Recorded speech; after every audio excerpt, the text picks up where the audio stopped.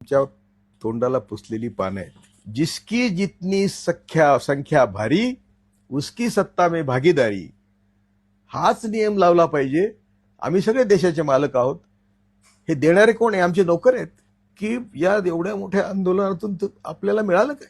जरांगे पाटलांचा बिचाराचा त्याग मोठा आहे, पण त्यांना मी रडून सांगितलं होतं फोन करून की तुम्ही हे बरोबर करत नाही, मराठ्यांचं अतोनात नुकसान होणार आहे, तुझ्या पण तब्येतीचं नुकसान होणार आहे। या JRचा सगळा मजकूर जर बघितला तर तुम्हाला तलाट्यापासून ग्रामपंचायत अधिकारी, कृषी सहाय्यक अधिकारी, ज्यांची तुम्हाला तोंड बघायला नको त्या सगळ्यांकडे जावं लागणार आहे। आणि याच्यातून शेवटी कोर्ट आहे। हे जे तुम्हाला कबूल केलं आज, हे कुठल्याही कायदेशीर कसोटीवर बसणार नाही।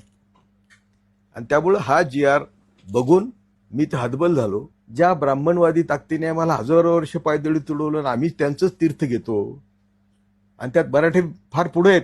कुठला स्वर्ग, कुठला नरक, कुठले 33 कोटी देव, कायम तुम्हाला काल्पनिक जगात ठेवून तुम्हाला मूर्ख बनवण्याचं काम ज्यांनी हजारो वर्ष केलं, JR काढून त्यांनी हेच काम केलेलं आहे। कायदेशीर आरक्षण जर द्यायचं असेल तर ते केंद्र आणि राज्य मिळूनच देऊ शकतं। दोन्हींचे पॉवर असे आहेत की ते एकमेकाला सोडून होऊ शकत नाही।